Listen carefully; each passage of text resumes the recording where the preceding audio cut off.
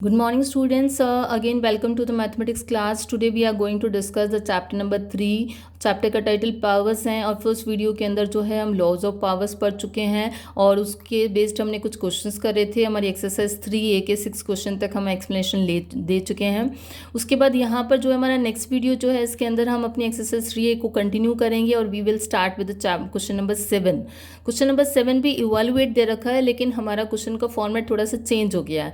तो यहाँ पर आप कुछ जैसे आप स्क्रीन पे देख सकते हैं जो हमारा क्वेश्चन है 4/3 -1 माइनस 1/4 -1 एंड बाहर हमारी जो ब्रैकेट क्लोज होने के बाद अगेन पावर क्या है -1 है. तो सबसे पहले जब पावर्स हमारी माइनस में होती है तो हमें सबसे पहला काम क्या करना पड़ता है, पावर्स को प्लस बनाना पड़ता है. तो इसके लिए हम क्या करेंगे, इसका रेसिप्रोकल ले लेंगे.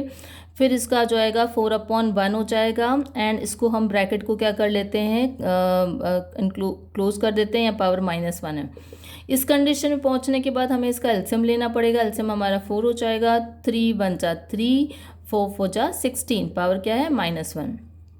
इसको सॉल्व करेंगे तो -13/4 हो जाएगा. पावर क्या है -1. अब हमें इस पावर को प्लस बनाना है तो हमें इसका अगेन रेसिप्रोकल लेना पड़ेगा. तो 4/-13 और this is your required answer. तो जब कभी भी हमारी पावर्स माइनस में होती है तो पहला काम हमें ये करना पड़ता है, पावर्स को प्लस बनाना होता है.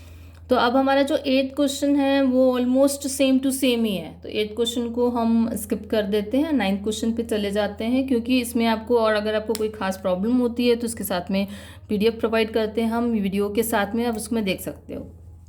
9th क्वेश्चन की जो है हमारे पास में A और B पार्ट है. तो सबसे पहले हम 9th का A पार्ट ले लेते हैं.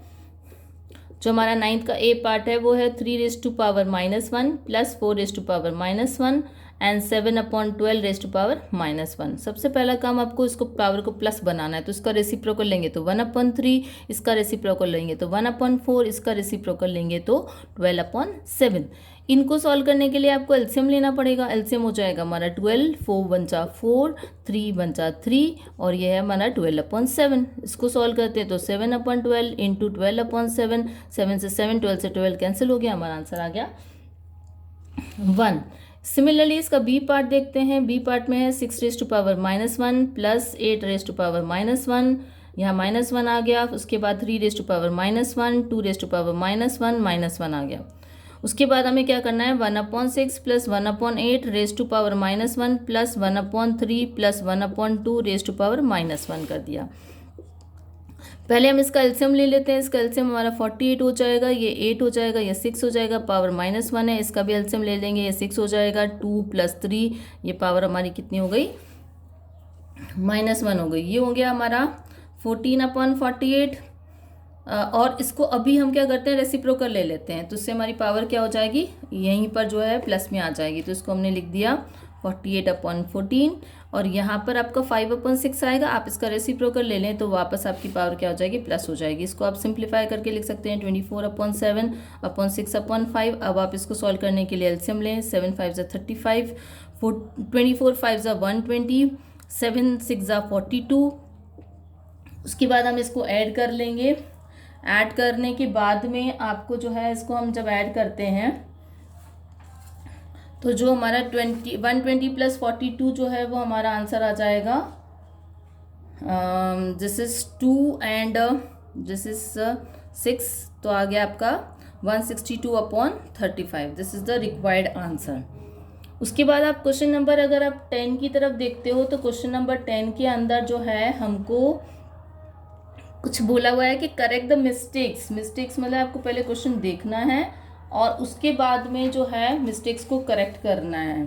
तो यहाँ पर आप ध्यान रखें कि कोई ज़्यादा इसमें मुश्किल काम नहीं है. दोनों जो RHS और LHS बराबर होना चाहिए तो उसको आप इजीली कर सकते हैं. तो हम बेसिकली हम यहाँ पे क्या कर रहे हैं, we are just taking the question number 10th first E part.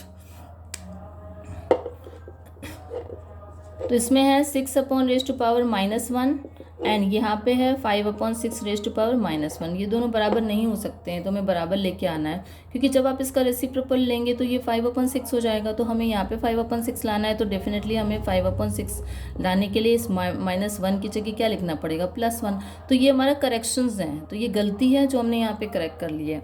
तो 10th का A पार्ट और B, C, D आप खुद से कर सकते हैं. अब हम 11th में चाहते हैं, 11th क्वेश्चन के अंदर हम एक्स की वैल्यू निकालनी है। इसके भी 4 पार्ट्स हैं तो हम 2 पार्ट डिस्कस कर लेंगे। Find the value of x, क्योंकि एक्स की वैल्यू निकालने के लिए हमें पावर्स को क्या करना पड़ता है, कंपेयर करना पड़ता है। आपने फर्स्ट क्वेश्चन लिया 7/3 इंटू 7/3 अपॉन आ जाएगा 7/3 इसमें सबसे पहले क्योंकि आप ये देखेंगे बेस सेम है, तो बेस अगर सेम होते हैं, बीच में मल्टीप्लिकेशन का साइन होता है, तो पावर्स क्या हो जाती है, प्लस हो जाती हैं।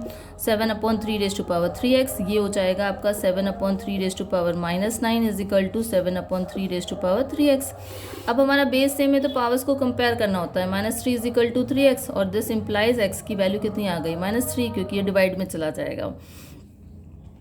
इसी तरीके से इसका बी पार्ट भी हम डिस्कस कर लेते हैं। बी पार्ट में हमें क्या बोल रखा है, 2/5 डिवाइड, क्योंकि यहाँ पे डिवाइड का साइन है, 2/5 इक्वल टू 2/5 जब डिवाइड का साइन होता है तो हमें क्या करना पड़ता है, डिवाइड सब्ट्रैक्शन करना पड़ता है। तो सब्ट्रैक्शन करते वक्त इस तरीके से ध्यान रखें, क्योंकि पावर जो है माइनस में है।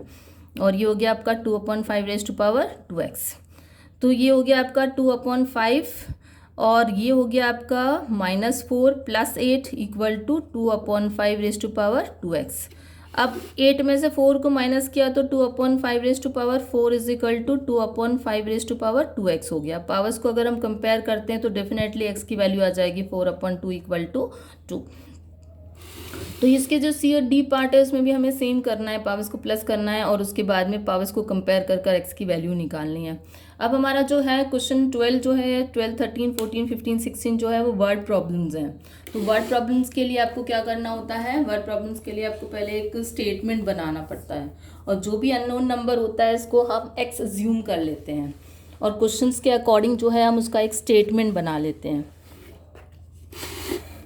तो अभी हम स्टार्ट कर रहे हैं क्वेश्चन नंबर 12। क्वेश्चन नंबर 12 में हमें बोला है कि what number must be multiplied by. तो हमने बोला जो नंबर है, जो हमें नंबर नहीं पता वो हमने बोला नंबर भी एक्स।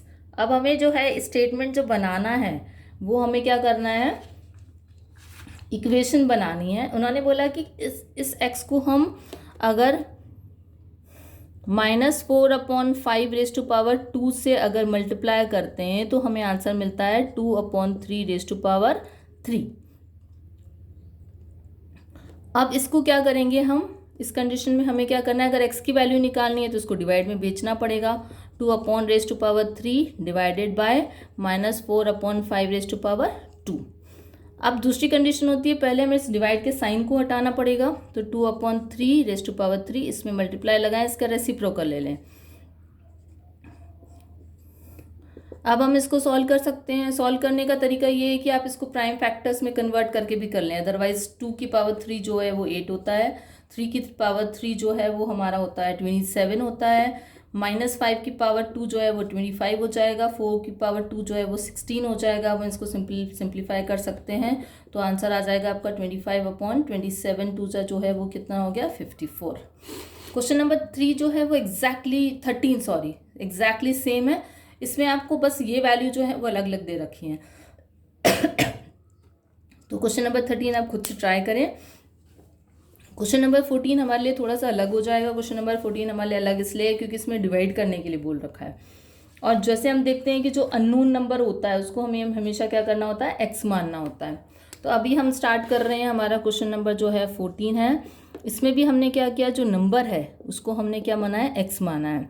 इन्होंने बोला है कि बाय व्हाट नंबर शुड मतलब पहले हमें किस नंबर को x से डिवाइड करना है, -3/5 को जो है डिवाइड करना है x से। तो इसकी वैल्यू आ जाती है 9/25 पहले ही डिवाइड का साइन मल्टीप्लिकेशन में कन्वर्ट करें, पावर्स को भी प्लस बना लें, पावर को हम यहीं पर प्लस बना लेते हैं।